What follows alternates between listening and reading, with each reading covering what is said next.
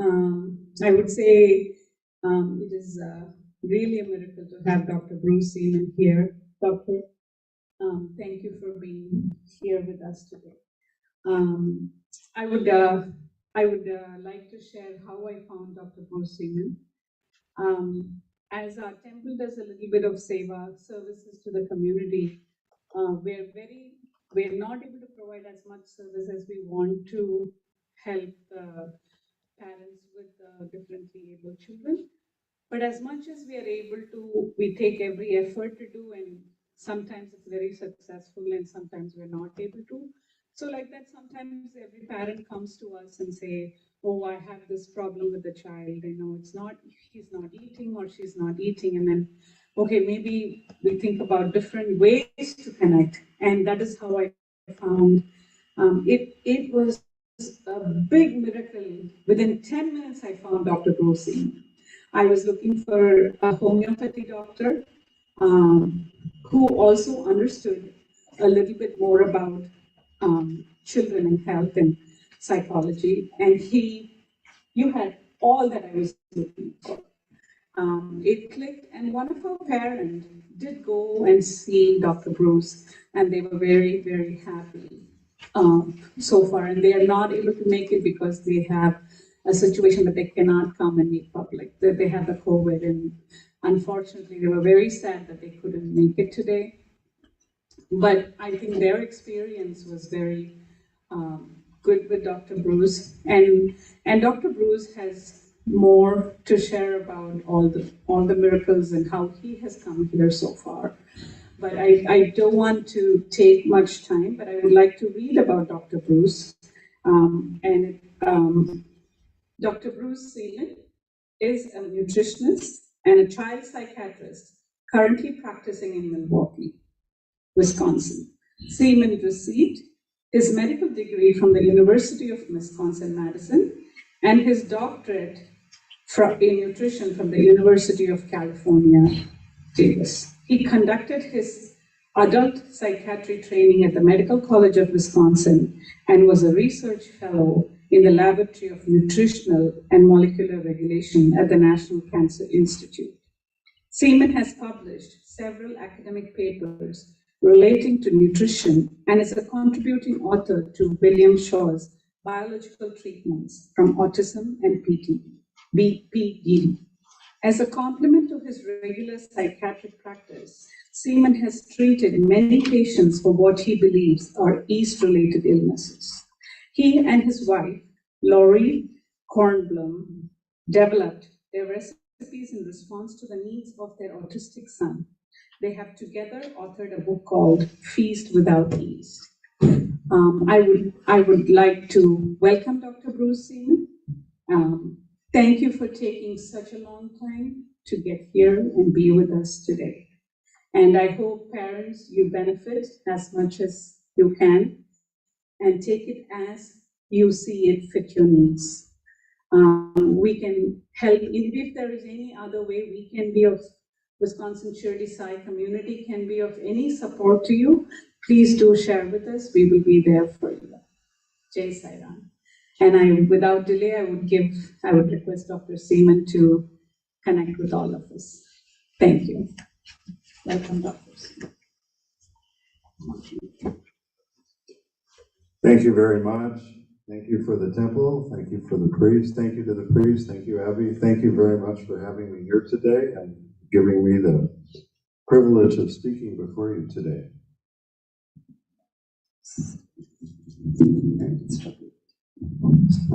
Okay. I appreciate the opportunity to speak to you. When I give these talks, I expect a lot of questions, so feel free to ask questions. The explanations really are not that complicated. The problem with having to deal with autism these days is that there's a lack of understanding on the part of the medical community, and so it makes it very difficult for parents to deal with the problems of their children. And if you understand something about what I'll call yeast or Candida Albicans, this makes it much easier for you to at least understand what's going on with your children and make it easier for you as parents and family members. So let me start out talking, first of all, that I arrived at this and what I'm going to say because I had to, because I have a child with a problem also. So I am certainly not free of this, so that you all understand that, although I don't want to speak too much about that. But anyway, that's how I arrived at this. It was out of great necessity to have to do this.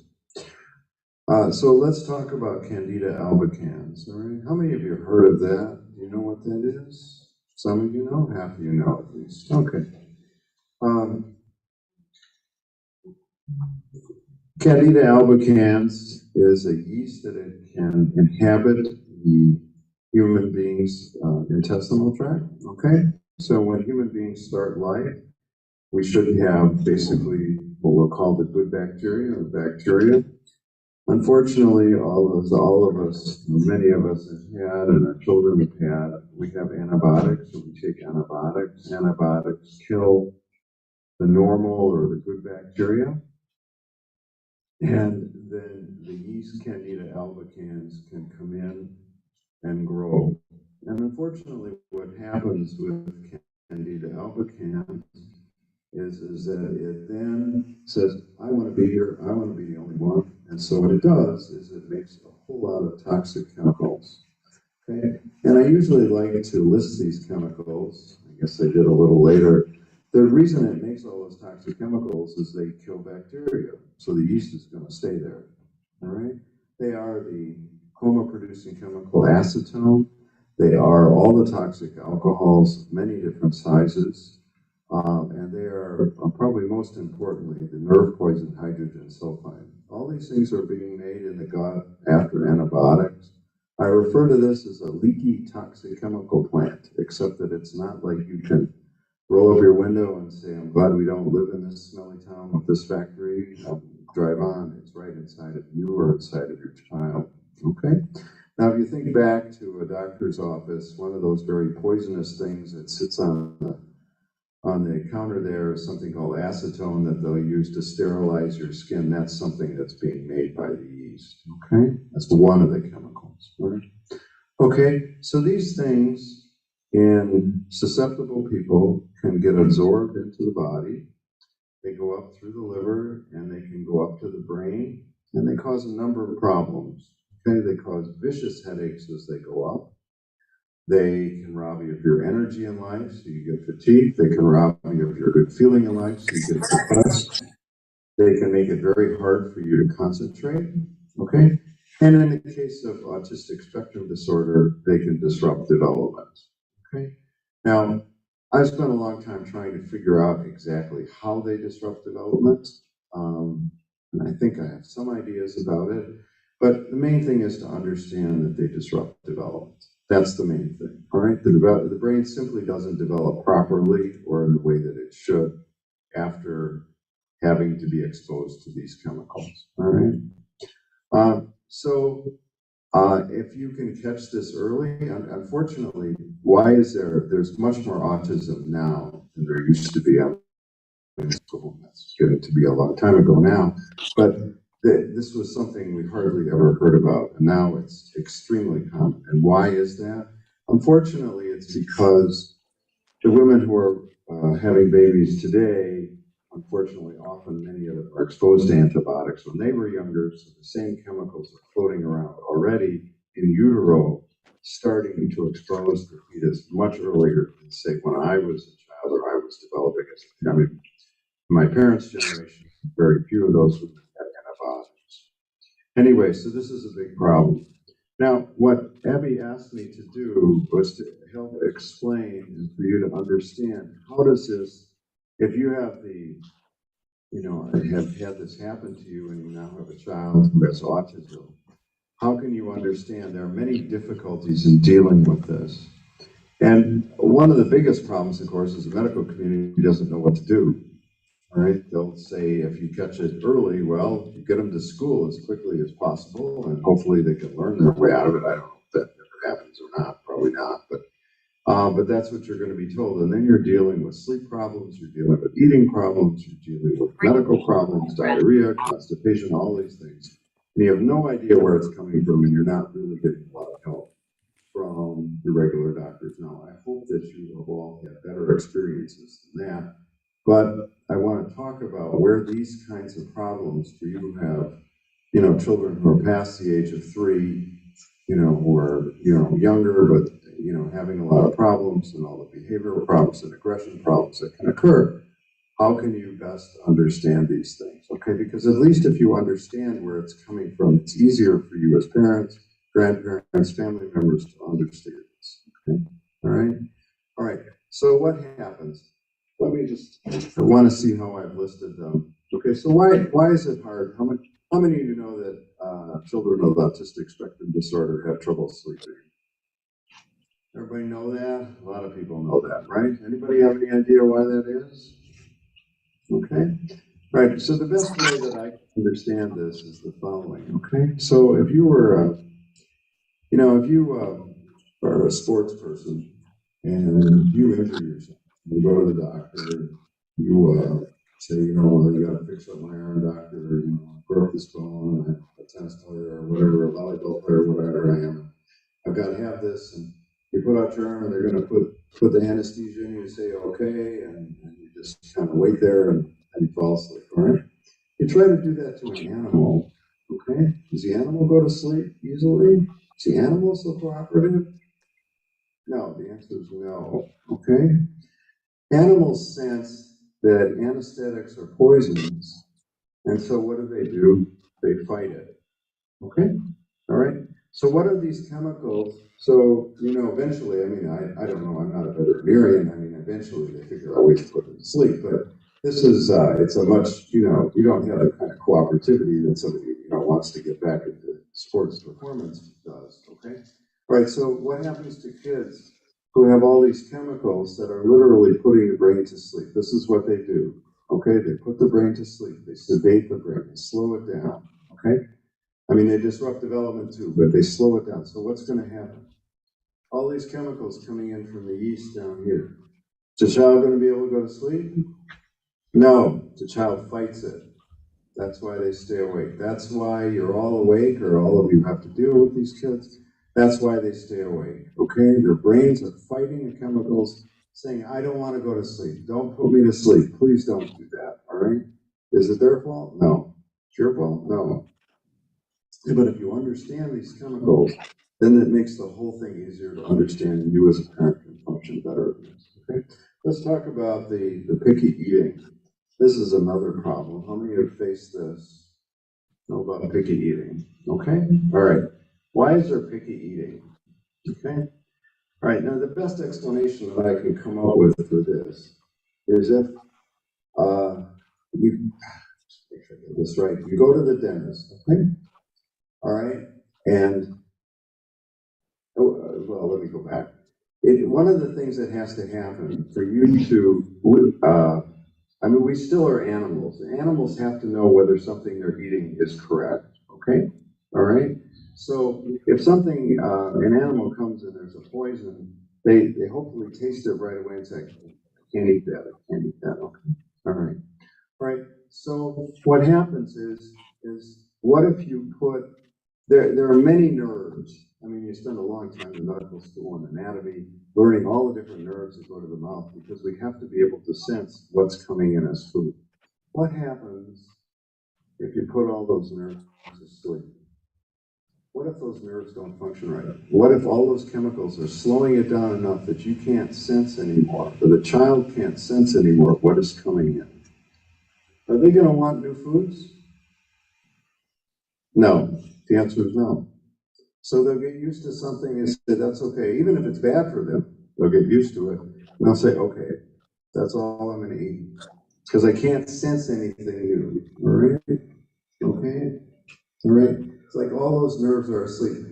I use this example. Maybe it's not perfect and maybe I don't need to add it. But, you know, if you go to the dentist and they put you to sleep and you're trying to, you know, they put your mouth to sleep and, you know, the procedure's over and you can't quite feel anything and your lip feels like it's down in your lap and you just want to feel again. That's, you know, kind of what they feel, and they can't sense anything, all right? And so they become picky eaters.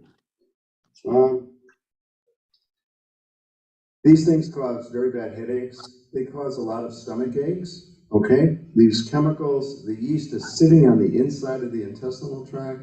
It's making all these chemicals. And if you look them up, one of the ways you'll find them, they've all been tested for cosmetics and to be mixed into cosmetics. And they're very irritating, okay? They do all those horrible experiments, you know, where they put it on the eye of a rabbit and they'll see it's really irritating. But that's what they have to do for perfumes and cosmetics. So you got this yeast sitting there making these toxic, irritating chemicals right on the gut wall. What's it going to do? It causes pain, right? Okay. They cause headaches as they go up here. Now, can these kids tell you about this? No. So what do? Grab you, you know? They don't know what to do. They hurt so much. And yet, you know, they can't communicate it. Can I give you some water? No. Okay. Anyway, all right. So the aggression that seems so difficult, this is mainly where it comes from, is all the pain that the pain is everywhere. I mean, it's easiest to understand, I think, with the stomach aches and the headaches and everything else. All right. Well, just leave it. Okay. Anyway, but that's what you have to understand. These kids do not look comfortable. They come in the office and they're just shrieking and they just are not comfortable. They're not, nice, smiley kids. That's not what they look like. Okay, they're in pain, they hurt. Right? Okay, let's talk about one other aspect, because it has to do with actually these days with COVID-19. Let's talk about infections. All right, ear infections. How many of you had to deal with that too? Okay, probably a lot of people, but anyway, the frequent ear infections. Okay, so one of the more other principles of Candida albicans is that Candida albicans, well, let me ask a question. If we put Candida albicans and tuberculosis together, do they like each other? Anybody want to make a guess? Well, if you guess yes, you're right. Okay, right? Candida albicans and tuberculosis like each other. Okay, and it turns out that that's not the only bad bug. They grow better together. Okay, so that's not the only bad bug that Candida helps. In fact, if you look at the bugs, the microorganisms that Candida helps, it's a list of the bad bugs. In fact, I think the bad bugs are the bad bugs because Candida helps them. All right? Okay? So why do people get ear infection? Okay, so what happens? You get an ear infection. What do you get? An antibiotic. Does that help the yeast? Antibiotics don't kill the yeast, right? Okay, then the yeast is right there to help the bug come back. So then you're back again at the doctor's office, right? Okay, and that's what happens. And you get this cycle of ear infections. Adults get sinus infections, all right? Not so many ear infections. It has to do with the anatomy after you grow, all right? But that's why they get infections, all right? And you can't clear them. Now, what does that have to do with COVID? I'll just mention this, okay? All right. If it's my belief, and I basically am a sample of one, but that the yeast Candida albicans also enables COVID to come in. So the people who, if you want to increase your resistance to COVID, the best thing to do is to follow an anti-yeast program, because I think Candida aids COVID also. But anyway, okay. So these are the kinds of problems that people face. Let's just talk about diarrhea, constipation, another problem that's common. All right. Diarrhea is the body's attempt to flush it out. All right. So you can get into chronic diarrhea, but why do you get into constipation? Okay. Constipation occurs because the gut has its own brain. Okay. Everything moves along at a nice rate. It's a wonderful creation from the Lord, how the gut works. Okay, everything moves back and forth at just the right rate, so it all mixes together so you absorb just what you want. And you leave a little residue at the end, okay, and you absorb all the energy from the food, all right? Okay, all right. So the gut has its own brain, right? That's why, a lot of psychiatric drugs, they have side effects. Got a lot of medications too, because you're using the same kind of receptors at both the brain and here. What happens if you put that brain to sleep? What's going to happen? You're going to be able to move anything? No. Okay, that's why people get into, adults can get into this terrible constipation problems because the yeast is making chemicals that slow everything down, so you can't move anything. Right? Okay. All right. So let me talk about why. There's no point in my being here except that there's a treatment for this. Okay. All right. You know, I think that. I mean, I went to medical school. I participated in the regular medical community. I do both. I do some regular psychiatry. I do alternative medicine. There are no explanations that I've ever read for autism and for understanding these kinds of problems in the medical community. I just don't know where they are. I hope if somebody knows where they are, please tell me. These are the best explanations I can think of, okay? And if you have other problems, you can ask me about them. But let's talk about treatment, and then you can ask questions. Why, you know, there'd be no point in my coming out here unless there was a reason for why that you could do something about this, okay? All right? So let's talk about what that is, okay? So we're going to talk about something called, anybody know what it is? What's the most important thing for yeast? What? Well, that's causing. We'll get to the diet in a second, but okay. The word is nystatin. Okay, all right. I want you all, if you come away with anything tonight, this afternoon, it is nystatin. What is nystatin? Nystatin actually stands for the New York State Department of Industrial Hygiene, which is where nystatin was discovered. Okay, that's where the term comes from. Nystatin is made by a bacteria in the soil to kill yeast. Okay. This is what bacteria do to kill the yeast, so they got more room. Okay, the yeast are making all these alcohols and all these other bad things. But okay, so the drug companies take advantage of that. They put that bacteria in a tank. They grow up large amounts of it. The bacteria is always making nystatin. Then they purify it and sell it. What happens if you or I take nystatin? Well, the body says, "Hey, that's supposed to sit out in the soil. That's not some drug chemist miracle drug that's designed to sit out in the soil." So the body says, I'm going to just pass it right on through. Okay? Can't hurt you. Right? There are very few things like that in medicine. Right? Can't hurt you. How can it do any good? Well, remember where the yeast is. The yeast is lining the intestinal tract on the inside. That's where it's making all those bad chemicals. All right? Okay? So that's exactly what you want. You want it to go through all the intestinal tract and go out the other side and kill the yeast in the middle. Right? Okay? Then the person gets better, right? All those chemicals go away and the person gets better. Does it work that simply? No. Why not? Right? No. Special diet, right? Okay? All right, so let's talk. The diet is actually a little bit complicated, all right? Because it's never been standardized by anybody, all right? I mean, this grew up in the alternative world of medicine. It's never been taken seriously by the regular medical community. The regular medical community hates it, all right, that anybody does anything with this. So what is the diet? Well, it's probably better let me just talk a little bit about some of the other diets that are out there, just so you have some idea, okay? The man who started this was a man named Orion Truss. He was the one who came up with the insight that yeast were causing all kinds of problems, okay? He was an allergist. He was in Alabama. Very bright man, creative man, but he didn't know a lot about diet. So he said, yeast don't grow so well on protein. They grow better on carbohydrates, so let's take away the carbohydrate and give a lot of protein. And that's where that diet comes from, all right? Okay, and it was picked up later by a guy named Crook, William Crook, who put it in a book called Yeast Connection, okay? And that was that diet, all right? Now, the problem is that yeast do grow on protein, all right? They just don't grow as fast. And he did not make any allowance for what we'll call complex carbohydrates, things like brown rice, for example, which, oh, is it okay or no? Has it been recording or not? Okay.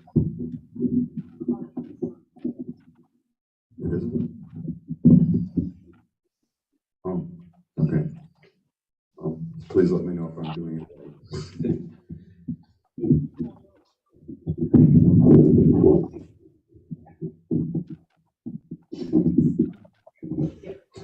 Okay.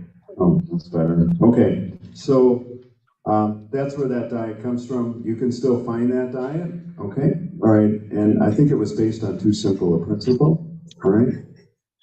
Let's talk about one of the other diets you're gonna find these days. What's the other one you're gonna find? Gluten-free, casein-free, right? Okay, where does that one come from? Anybody know where that one comes from? That one comes from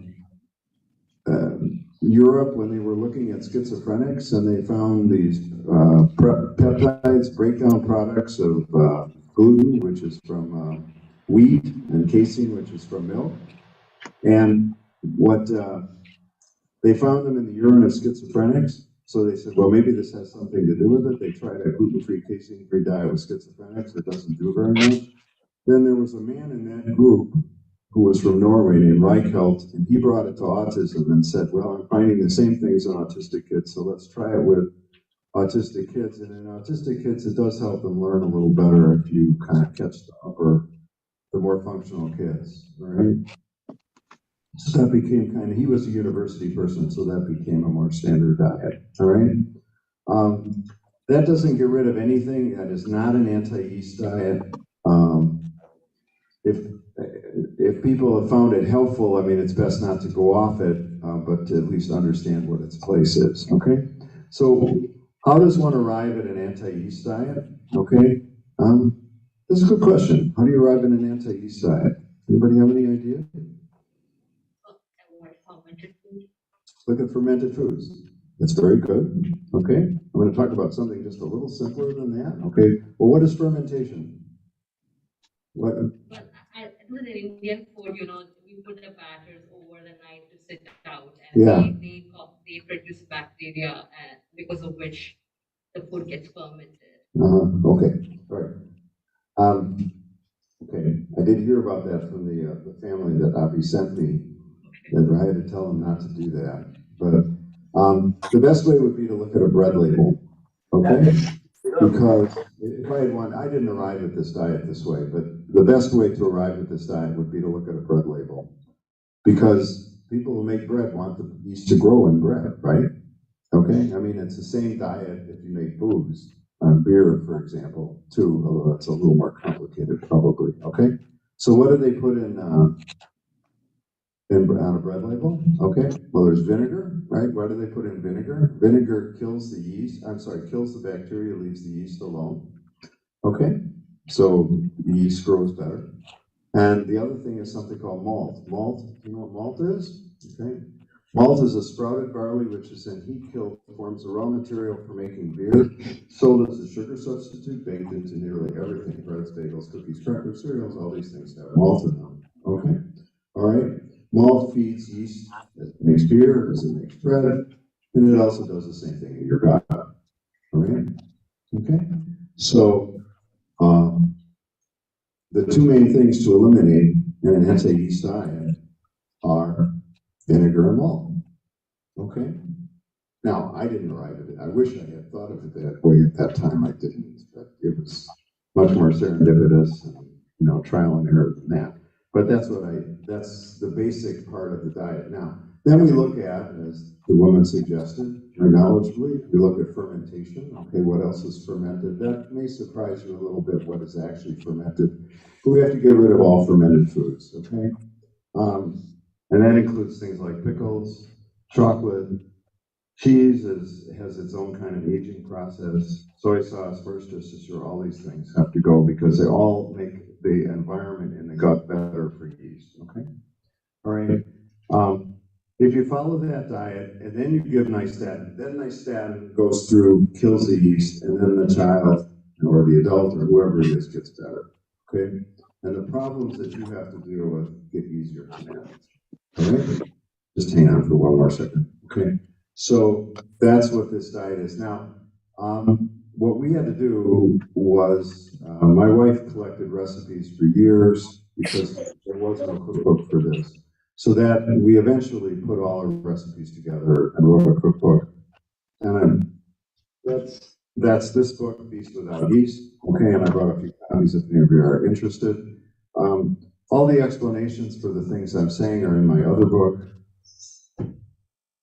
Just called An Extraordinary Power to Heal, which goes through all the explanations.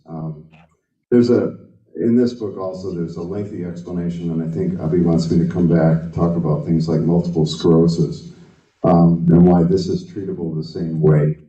But anyway, I go through this in this book. So I hope that if you can understand what these toxic chemicals are doing and that there are ways to reduce them, okay, that your children can do better, then it was worth my while to come here, okay? So at that point now, I'll take any questions. I have a question. So we use this fermented batter, right? Like yes. Yeast in there. So when we do cook, right? How's the cooking heat makes an effect on the yeast? Does it still there? Is it going to grow more? Well, you have to distinguish what happens with bread making is that the baking process kills the yeast. Mm-hmm. The problem is that the chemicals are still there. Okay. The chemicals it leaves. The chemicals are still there. Now, I used to think, in my younger days, when I was a teenager, I actually worked in a bakery. Okay, that was my job when I was in high school. And so I know that the yeast in bread doesn't have very much time to make anything bad. You're dealing with rising, an hour or two. But it's, when you're dealing with something like malt, or vinegar, vinegar is sat for a long time. And vinegar is a lot worse than bread, okay?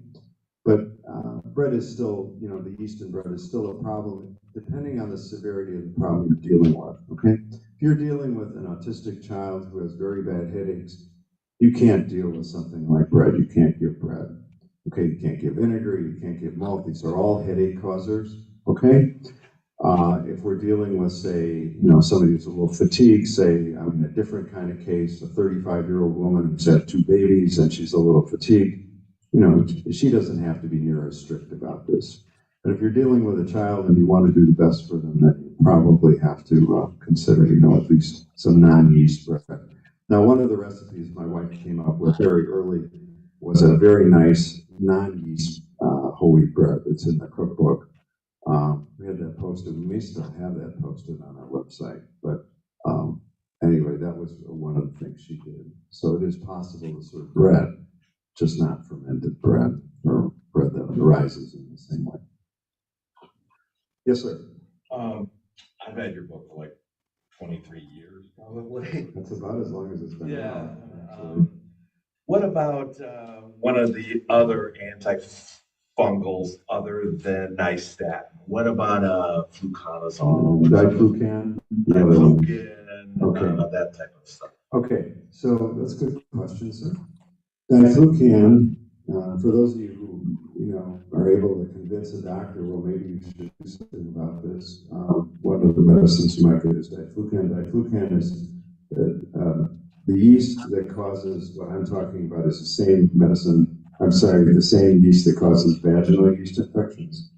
So Diflucan is for women, or it was originally developed, I think, for women that treat vaginal yeast infections.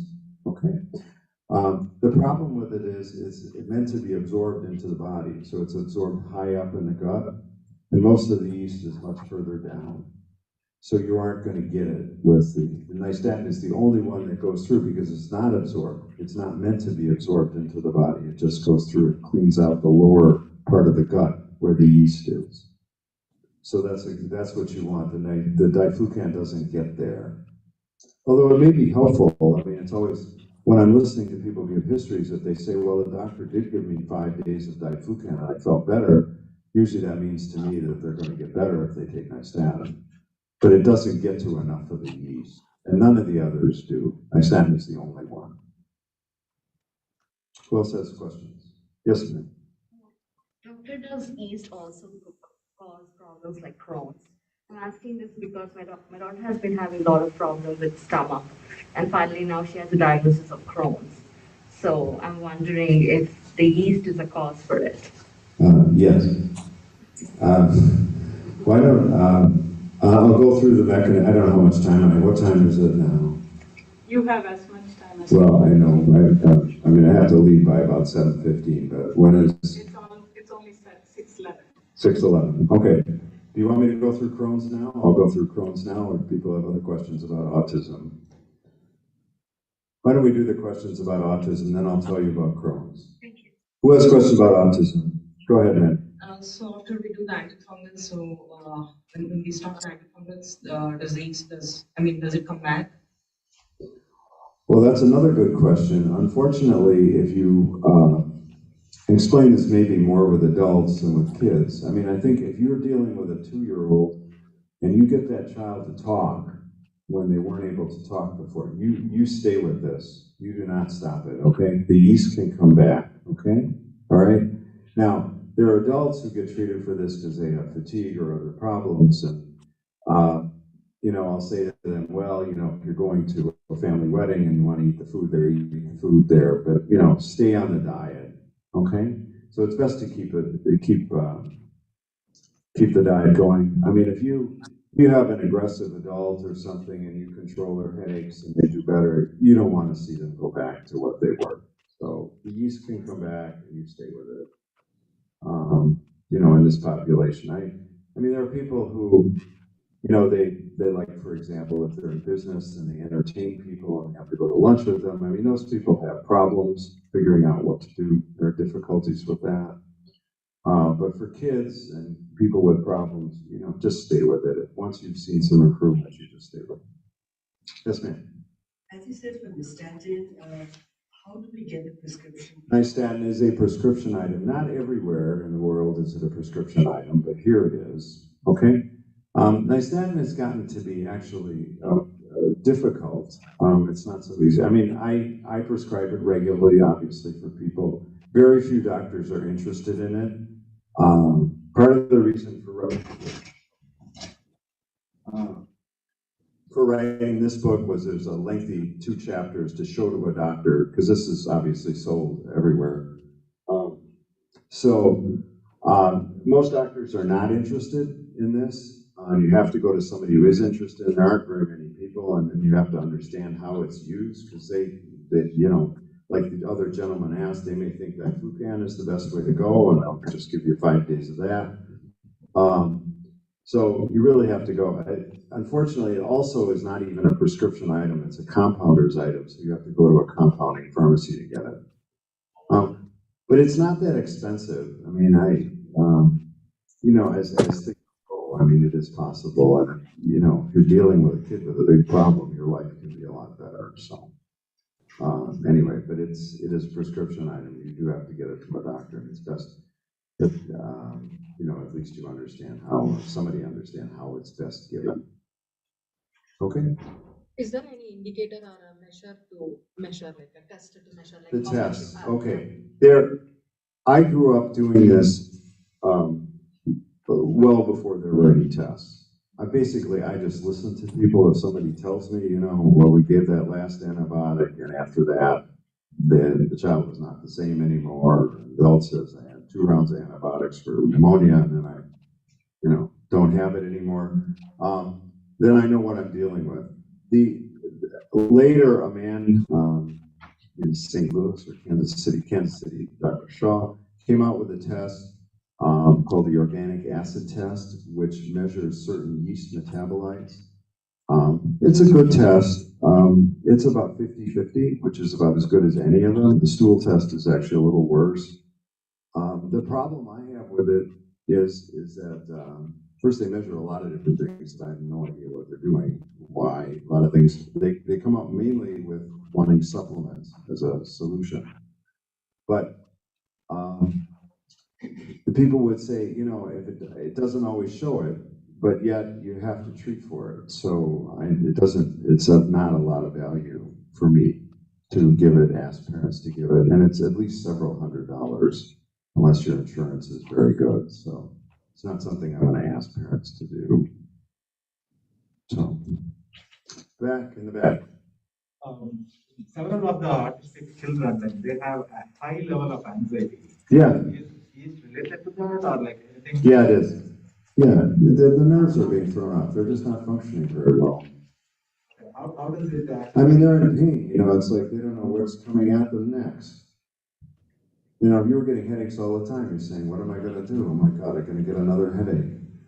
I mean, it's so. But the anxiety is like, it will be like in the kind of waves, right? So The anxiety improves, they get better. yeah, so how does that happen? And then if the levels of these toxins are like at the same level, why do the kids get like high levels of anxiety at some point? But like there might be some good times like where they don't have it. Well, these things fluctuate. The yeast fluctuates in activity, depends on what's coming in the diet. You know, if they have a couple days when, you know, the diet is basically a little cleaner, they'll improve. So this goes up and down though. It's not a, you know, it's not a uniform kind of thing. So I would just tell you that the anxiety of children improves. Okay, this is something you can get at. And then the nice thing is the same medicine, right? It's the same medicine, it's the same program. Yeah, yeah. Basically, you're just saying we're removing enough toxic chemicals so the brain functions better, and part of the way the brain shows it's not functioning well is anxiety. All right? Is this administered by the guidance by some medical medical advice? I have a dosing sheet I give out for how to do it. It comes as a powder, and actually you just mix it up in either water, whatever the child will take. So that's the best way. I used to give to my kid like a few years back, like around like 5-6 years back. That time it was better, and then like she started throwing up like anything we give in a tablet form. So like we had to stop, like hard stop on everything, like nothing. So like after that we didn't do anything, and then we were not able to figure out like what is working for her now, what is not working for her. Now she's not done anything, and so like I'm thinking like maybe should I start? If I start, what do I do? You start at a low level with my stand if you've got problems. Yes, sir. Did you mind? Did you ask something? No? Okay. Go ahead, ma'am. Behind. Does ADHD and autism come together in why? Well, ADHD is also gets better with this. Okay. I mean, these things are on continuums. So, you know, children with autism often have a lot of ADHD symptoms. You don't make a diagnosis of ADHD and autism together, but one of the reasons, if you put the brain to sleep, okay, which is what the chemicals do, then what happens is, unfortunately, you don't put the motor parts to sleep. You put the thinking parts to sleep. So then you come out with, you know, somebody who just can't, you know, becomes very restless. So this is also a treatment for ADHD. I mean, for those of you who've had problems giving, you know, things like Strattera or Adderall or whatever, I mean, you don't want to use those things. You follow the same diet. Yes, sir. What do you do about the die-off that happens usually with the yeast, with that? And then one other thing is, do you treat with any rifaximin at all as far as good bacteria, bad bacteria? Have you heard of rifaximin? What is rifaximin? It's obviously I don't treat with it. I don't know what it is. It's a new antibiotic that's supposed to keep good bacteria and kill bad bacteria. What would people use it for? What do they use it for? Yeah. To kill bad bacteria and the good bacteria, and for it's actually for traveler's diarrhea. Oh, for traveler's diarrhea. Yeah. Okay. So anyhow, about the die-off anyhow. So. Okay, so there's this term. How many of you heard that term die-off? Anybody that's should be a little more into this maybe. Okay, die-off refers to, you know, you open up all those, you kill them, you open up all those bugs, and then they spill out all these chemicals, and the person gets worse temporarily. Okay, that's what's supposedly called die-off. All right, so if you follow the diet at the same time, you don't get die-off. All right, why is that? I think that die-off, really what it is that if you try to kill the yeast, but you don't follow the diet, then it grows back. And during the growing back process, it's very active, and then it causes problems. So I think that that's what die-off really, for die-off symptoms really are. Okay, but I deal with a lot of very sensitive people, so I wrote a very gradual schedule for every step. You start the diet first, and then you start it very gradually. Okay, so that people don't get things like that. Okay. Yes, ma'am. The fermented foods contain good yeast, so does the good yeast keep in control the Candida? No. Yeah. Okay, let me just talk, there's no other way to, I mean, the only way to control Candida is to not give it the best diet and to use Nystatin. Okay, people use probiotics. Probiotics do not get rid of yeast. Okay, they are not helpful for yeast. They are helpful to get rid of something else called Clostridia, and they do that in a couple weeks, and then, but they do not get rid of yeast. Yeast and probiotics actually go better together. Okay, all right. There are some other things that are used. What is it called? Florogel or something like that? Something that's used medically in the hospital. The best thing to do is just, I mean, from my perspective, is the diet that we use. Okay? All right. One more question, then we're going to do Crohn's. Okay? You just said that sometimes the autistic child is a picky eater, right? Is what? Is a picky eater. Picky eater, yes. So suppose the diet that we are trying to give does not work or is not interested. Okay, picky eating, yes. What do you do about it? Okay, so the question is, what do you do about picky eating? And the main thing is just to understand that kids start to feel better, and you just have to keep offering foods. Okay, and I would just say in our there are some recipes in our cookbook that are actually pretty good for kids. They'll try them, I would say. Okay, but it's something that you do. Once they feel better, they will try new things. You just got to keep working at it. Okay, we're going to do Crohn's. Okay. Doctor, I do have a couple of questions. There's okay. That's right. There's on Zoom. I do come across a lot of parents in our temple when they come to pray, and in a way, I get close to them and I kind of near them and say, hey, how are you? Is everything going on? Because I can observe the kids. And in the process, many parents have come and told me that my child was talking till he was 2 years old, like 15 words, and then suddenly he stops talking. Or like 9 months, he was saying 8 words, and then he stopped talking when my father went back home. So several parents have situations like that. How does these changes, like one of my parents moved from Bloomington to Milwaukee, and then the child went through a change. And how do we help the parents, or how do the parents help themselves to understand? According to them, these changes are very normal. You know, my job switched, I changed, right? Yeah. And parents come and go, and they don't. Right. No, it's a very good question. Thank you. Want me to take that? Okay. All right. So obviously, life stress events can make things worse. I don't like to ever ascribe anything totally to stress, but obviously they make things worse. But the main thing to understand about, for those of you who are dealing with younger children, or toddlers even, loss of speech is a medical emergency. Okay, this is not something you fiddle with. Okay, because at age 2, if a child's losing speech, you can reach that kid.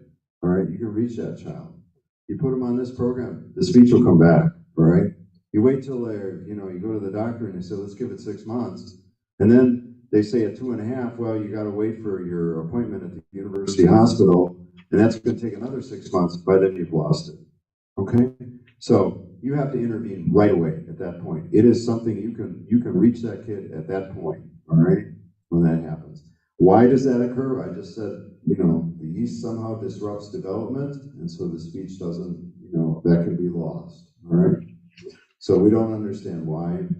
I'm certainly not going to fathom any explanations right now, but that's a medical emergency. You don't fiddle with that, all right? I only wish I could go back to that day for my own son. So, go ahead, sir. Yes, so I have, we just recently found that she is into autism, and so we are trying to work out with the doctor to see whether we do have any kind of not just through therapy, but through any kind of a medicine that could help her. But somehow the only procedure that we get is through therapy. So is that true, or which therapy? Like I mean, they suggested like going through the play therapy so that she would. Well, there is a therapy called ABA therapy. Yeah. Yeah. Okay. Applied behavioral analysis therapy. there are, I don't know the exact number. I mean, if you start at age 1.5 or 2, there are a certain number of kids that you'll be able to bring out of it with that. Okay? I will just say that the kids, because I've worked with these kids and with the psychologists who do this, they all do better if you keep them on this diet. So you want to maximize your chance. It's not like you want to rely totally on applied behavioral analysis therapy. You want to rely on both, okay? I don't have any problems with applied behavioral analysis therapy. It just shouldn't be the only thing. I have one more question. Go ahead. I'm asking for my community when I do ask. So I did get a chance to, when I had gone to India this time, I did get a chance to meet a homeopathy doctor. Yeah. Her name is Asha Lennon, and a lot of autistic children come to her, and she was very particular in saying autism spectrum is not 100% genetic. What you see nowadays, it's not fully genetic. It can be controlled and it can be brought back to normal children. Only 5 to 8% of the kids are genetically affected, and everything else is environmentally or they're exposed to due to the environment. So what they are given, like media and TV and phone and all of that. So I want to understand a little bit about that statement, and I think parents should understand also what is your opinion on that? Well, I'm also a homeopath. So is there a homeopathic remedy that you can use in autism? I mean, of the standard remedies, none of them are going to cure autism. Can you control various conditions? Some of the problems with autism? Yeah, you can. A lot of times they're dealing with a much higher end kind of people or kids, that don't have nears near the higher functioning group, and then you can see much more. They do better. When you deal with kind of the people who have the most severe problems, it's with the standard remedies, it's pretty difficult to do anything for them. That doesn't mean you can't control certain things that occur, and they do, treat their ear infections so they don't have to keep taking antibiotics and things like that. But there's none that are going to cure autism like that.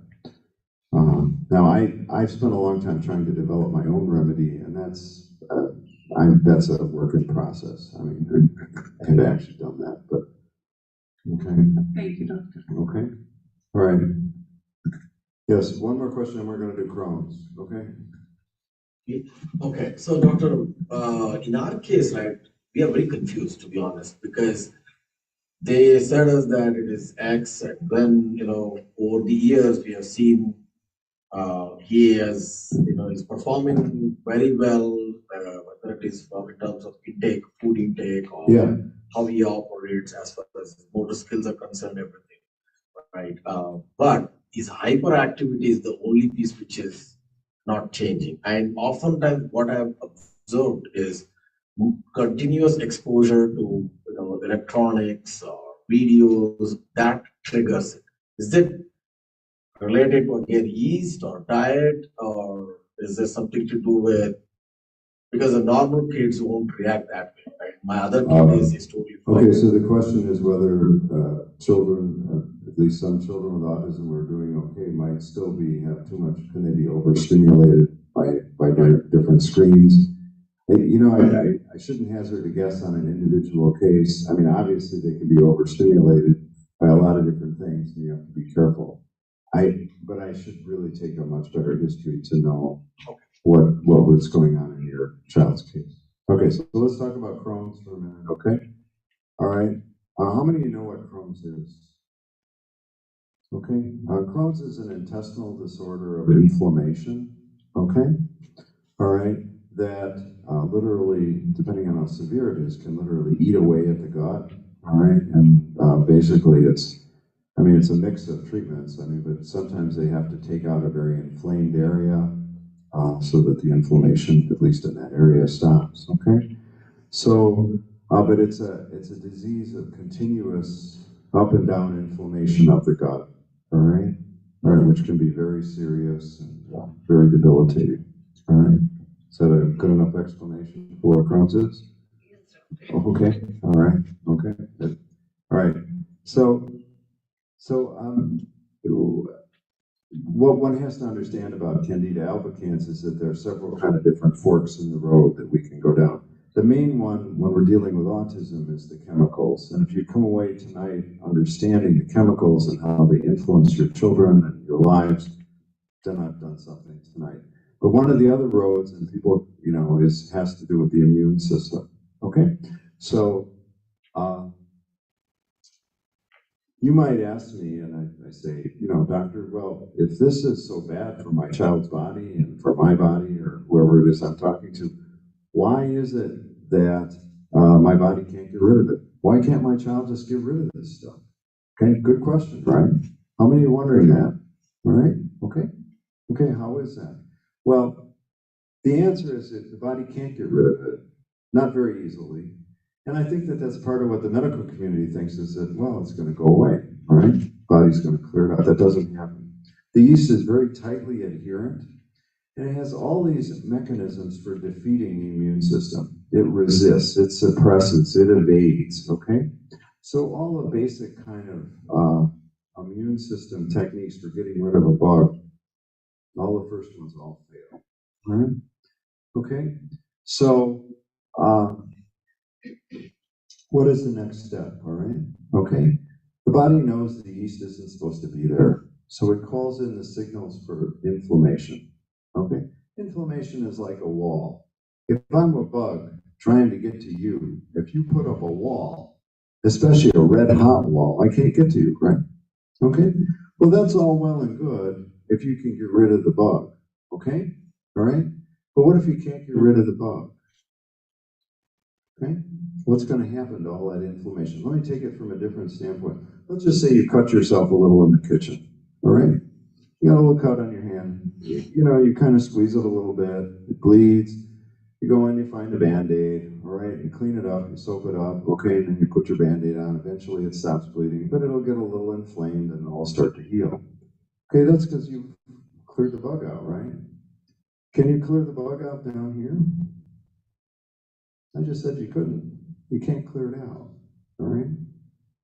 So the body's making the signals for inflammation to make sure that bug doesn't go anywhere, because if it invades, it's really bad, okay? All right, you die, all right? So can't have that. So what's going to happen to all that inflammation if you can't get rid of the bug?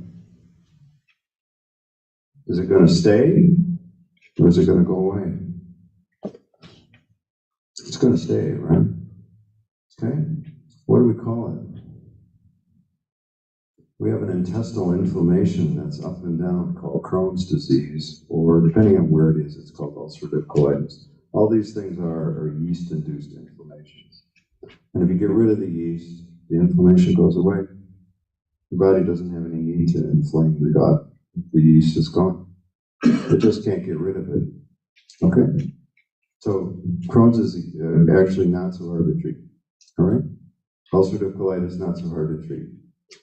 There's a few more steps to get to multiple sclerosis and how you treat that. That's a little more complicated, but anyway, but that's Crohn's. Okay? All right. Were there more questions on Zoom? I hope that that picked up the microphone earlier. I mean, if I have to say anything. Otherwise, I appreciate all your attention, and thank you all very much for coming. Unless, another question in the back. Yeah. You should really use this time to ask Dr. Bruce. He's come a long way to be here from Macquarie. I think it is very nice of him to do the service for us. So please take your time and ask whatever, even any questions as simple as, how do I handle it? How do I understand it and move forward?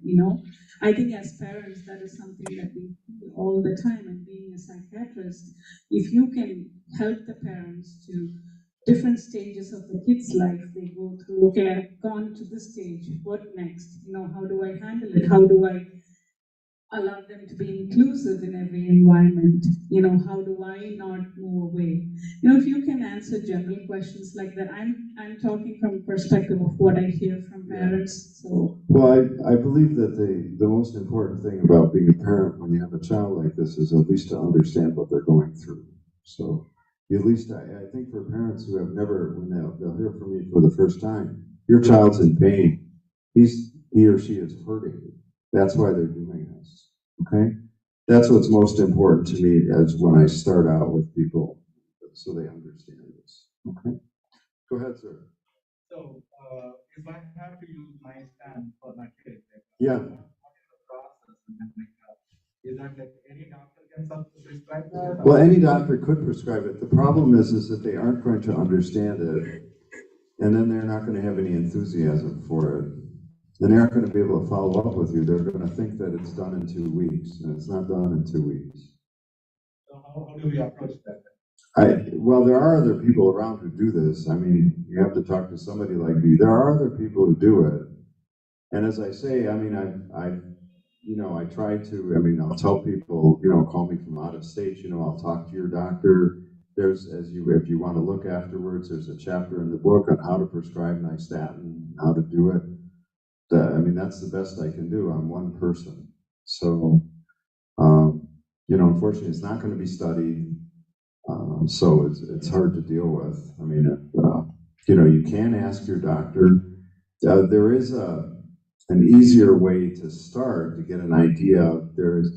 Nystatin also comes as an oral suspension. I mean, I happen to like the powder because it's pure, but the oral suspension is available. Doctors at least know about it, but it's 50% sugar. So you can get some idea whether it's going to be helpful, but I don't like giving all that sugar, obviously. Okay? If we have to reach out to you, what is the mechanism on it? You just call me. I don't know. I will share the number. So can I answer to this question? Sure. But I'll give you the number. It's 262. 643. It's on the handout, but I didn't bring enough. I didn't expect. I think there were about twice as many people here as I expected. So 262-643-4222. I take calls from all over. Can you hear me? This is from the Zoom. So during autism journey, we keep hearing so many different things, right? Fungus, bacterial infection, and everything. One of the other thing is toxic metals in the bloodstream. That is one more thing. So is there anything this diet or this medication could help with it? Okay. So toxic metals was proposed by somebody. I'm sorry, I don't know the history exactly where that came from. It's called Chelation Therapy.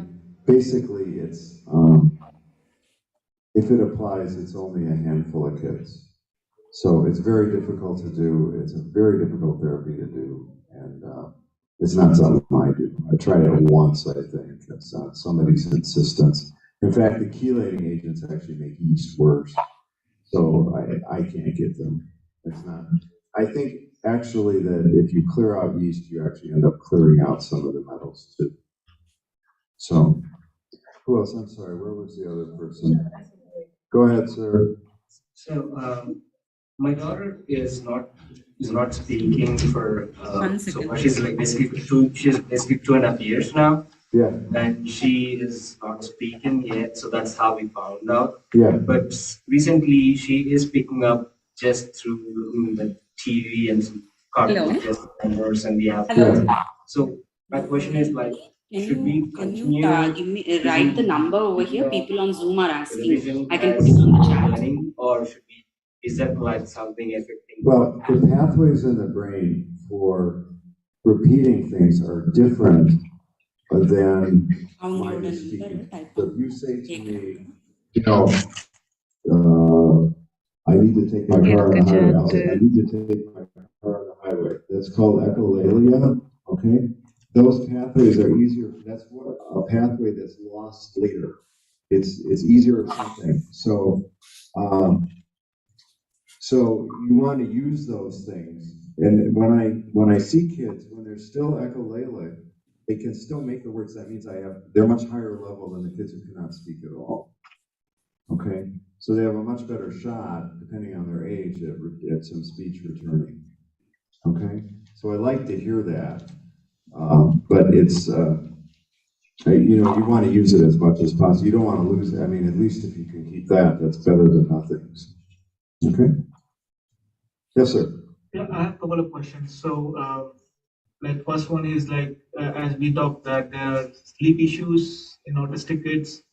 So, I mean, at least in my son's case, I noticed that he goes to sleep fine, but after 2 or 3 They hours, wake during the night. but he will wake up after 2 to 3 Yes. hours of sleep and then he will not sleep again. Yes. So how do you explain that? Well, I'm not sure that I know the difference between, I mean, there are kids who can't fall asleep and there are kids who wake during the night and can't fall back asleep. And I'm not sure I know exactly what the answer is. I still give the same explanation because that also improves if you do this, okay?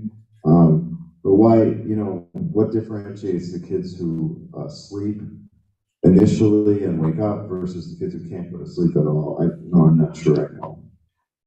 So I see kids who do both, so, and they both improve. Because we started giving this magnesium-based powder called Natural Calm. Yeah. It improved with that. Yeah, it improved with that probably. Yeah. One thing I should say though, and probably is, let's talk about supplements for just a minute. How many have been into supplements? Okay. What about supplements? Anybody think supplements are good? Or why might they not be so good? Any explanations? Huh? No, they're not because they're chemicals. I mean, they are chemicals, but no. Okay. So if I take a vitamin pill, all right, and I want it to get into my body, what's between my mouth, putting that vitamin pill in my mouth, and my body? What's in between? What's lining the intestinal tract? The yeast is. What loves nutrients? What grows better with nutrients? The yeast does. Okay? All right. So there was a point when I was doing this early on that parents would come to me and some of them had not done anything and then some had gone the whole supplement route because there was this guy named Rimland who believed in supplements, you know, a lot of them. And that's how this started, and people were making money off of supplements, and they still do. But anyway, the kids who were on the supplements, I'd give them nystatin, okay, because the parents would say to me, well, the only thing we're not doing is nystatin, so give us nystatin. And then there were other parents I could say, I give the same kind of explanations I gave today. They'd start their kids on nystatin and the diet. Those kids improve. The kids on the supplements went like this. Up and down, up and down. And I had to think about that. Why? As I said, well, the supplements feed the yeast. We can't get at the yeast if we give supplements. So I usually have to tell people, and I've had people come in literally with bags of supplements, but you have to get rid of all of them. Okay? And sometimes they'll save the whole consultation fee just by all the supplements they get rid of. But anyway, so I'm not a believer in supplements. I mean, there are a handful of people who do better on them, but not very many. And it's that handful, that keeps it going, but it's not very many. Yes, sir. I hear a lot of questions, but I hear one answer as is. Yeah.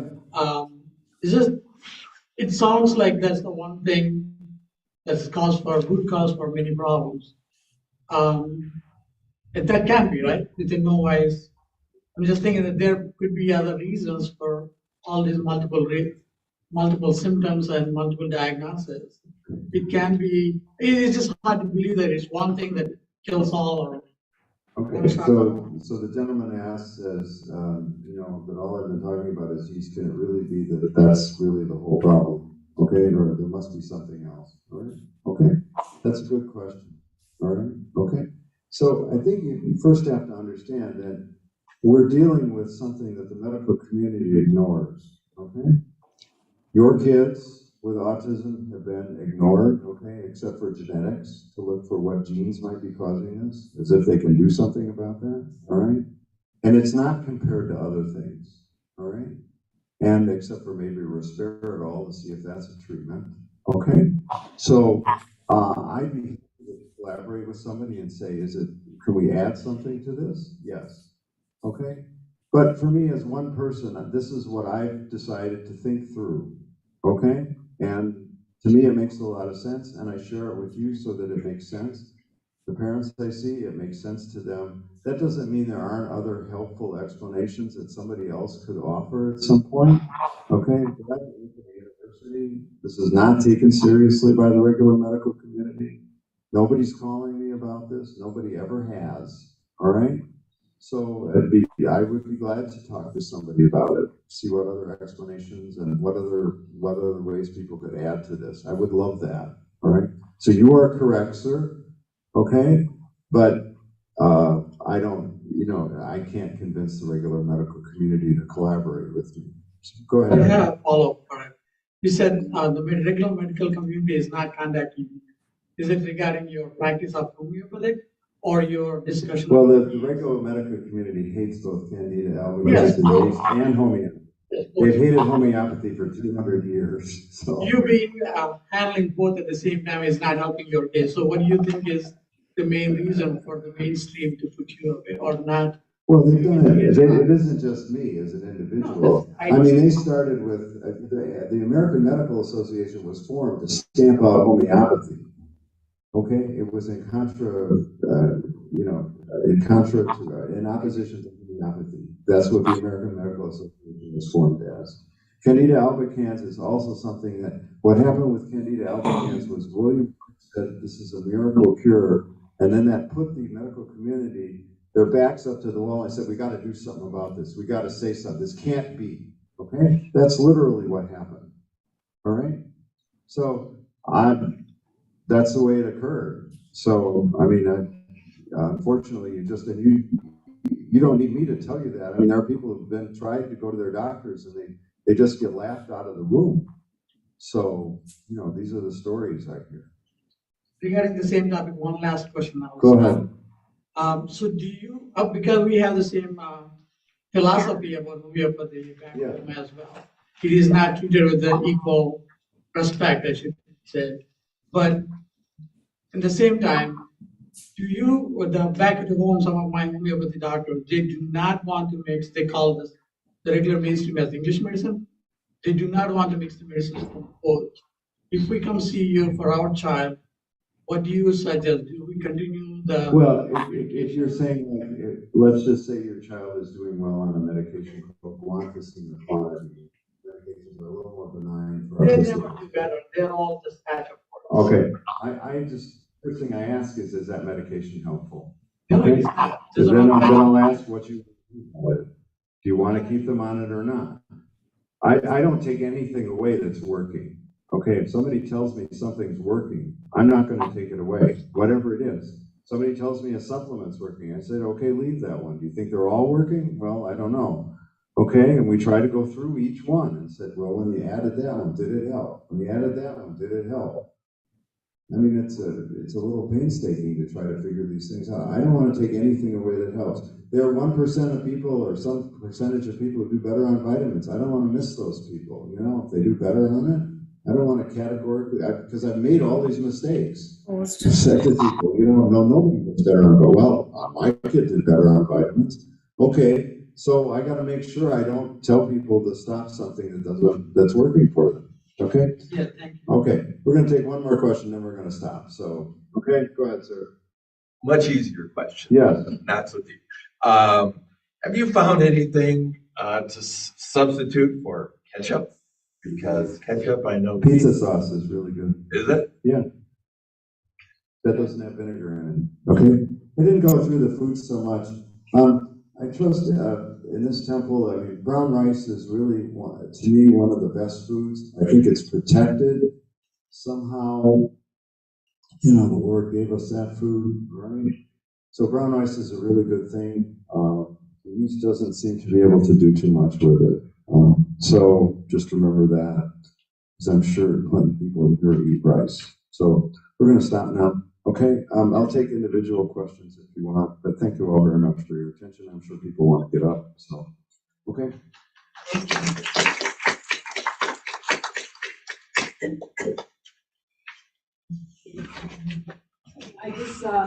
I just want to say a few words. Thank you, Dr. Bruce, for your wonderful talk on autism and how to understand kids and how to help them. I think, irrespective of what we all hear and do, you have to take what suits for you and do the needful for your children. I'm like doctor is saying that he has tried many ways for his own in his journey, and this seemed to have helped him a lot. And whoever wants to approach, you can make those calls and approach or reach out to doctor to get better assistance. But I cannot thank you enough, Dr. Bruce. We have been wanting to meet for a while from July, and every time we do, I think it's what Baba wants when he wants it. And thank you all for taking the time to come. And please kindly let us know if you have any other friends that are sailing in the same boat or having difficulties that we can be of any help to. The Wisconsin Shirley Sai community can be of any help. We would love to help in whatever way we can. And if I'm seeing a couple of people that may not be in the group that we have a parents resource group. What that group is used for is to just introduce families and reach out. Eventually, we want to do different activities with the children and with the cooperation of the parents. Please do help us, support us, have the support group for parents, because this is huge for parents newly coming into this area. They really struggle how to comprehend, how to accept, how to deal with it. So parents who have gone through the journey, if you can be there to assist, that is a huge help for them. Jai Sai Ram. And with all our ways to show gratitude, I would like to put this small shawl for Dr. Bruce and thank him for his presence here.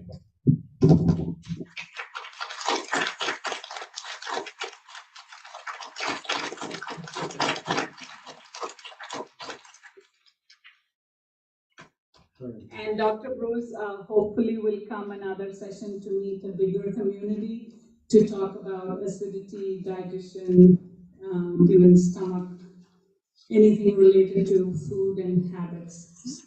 So one question is, I don't think this is just for children with differently able, but I think it's for all of us where we need to watch our diet.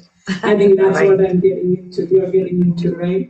So thank you so much. And if you have individual questions, as Dr. Bruce mentioned, please connect with him. He will be here till 7:50. Is that a good enough? Yeah. Anyway, thank you all very much. Thank you. Shri Sachidananda Sadguru Sainath Maharaj Ki Jai.